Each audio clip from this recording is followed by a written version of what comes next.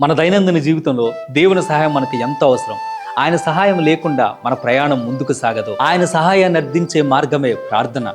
ప్రార్థనలో మనం ఎంతైనా దేవుని సహాయాన్ని పొందుకోవచ్చు. బైబిల్ గ్రంథంలో చాలా మంది భక్తులు వారి కష్ట సమయంలో, వారి ఆపద సమయంలో, వారి ఒంటరితనంలో, వారి ఇబ్బందుల్లో, వారి ఇరుకుల్లో, శత్రువులు వారిని చుట్టుముట్టినప్పుడు, శత్రువులతో వారికి పోరాడటానికి శక్తి చాలనప్పుడు, పరిస్థితులన్నీ వారికి వ్యతిరేకంగా మారినప్పుడు, ఏమీ వారికి కలిసి రానప్పుడు, అన్నీ వారికి వ్యతిరేకంగా మారుతున్నప్పుడు ప్రార్థన ద్వారా వారి దేవుని సహాయాన్ని అర్థించారు. దేవుని సహాయాన్ని ప్రార్థనలో వారు పొందుకున్నారు అని దేవుని వాక్యంలో మనం చాలా సందర్భాల్లో చూస్తూ ఉంటాము. చాలా మంది భక్తులు దేవుని సహాయం ద్వారా వారు రాజ్యాలను జయించారు, సింహాల నోళ్లను మూయించారు, శత్రువులను వారు జయించగలిగారు, గొప్ప గొప్ప రాజులను వారు హతమర్చారు, గొప్ప గొప్ప రాజ్యాలను వారు స్వతంత్రించుకున్నారు, ప్రాకారములను పడగొట్టారు, వాటిని దాటగలిగారు.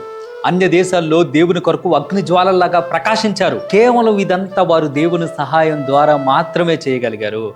ఆ దేవుని సహాయాన్ని వారు ప్రార్థనలో పొందుకున్నారు.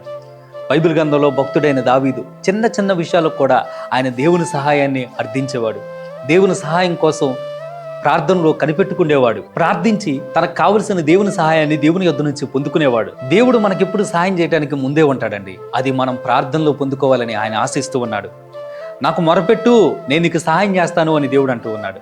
నాకు మొరపెట్టు, నేను నీకు ఉత్తరం ఇస్తాను అని చెప్పేసి దేవుడు వాగ్దానం చేశాడు. ప్రార్థిస్తే మనం దేవుని సహాయాన్ని పొందుకోవచ్చు.